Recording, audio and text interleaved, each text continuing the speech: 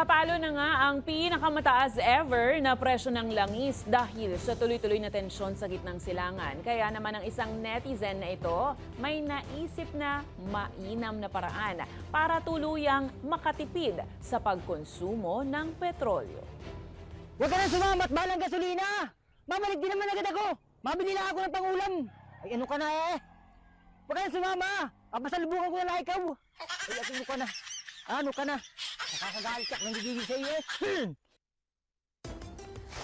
Pagalitan ng motor. Ayan po, kung kayo ay may kwentong kakaiba, mga kwento ng pag-ibig o storya ng inspirasyon at pag-asa, maaari itong ibahagi. Sumali sa ating Facebook group na Balitang A to Z, panoorin ang replay ng ating programa at sundan ang ating social media pages. Hanapin ang Balitang A to Z. Ang ating pabawang quote of the night ngayong Lunes ay mula sa author at economist na si Dambisa Moyo.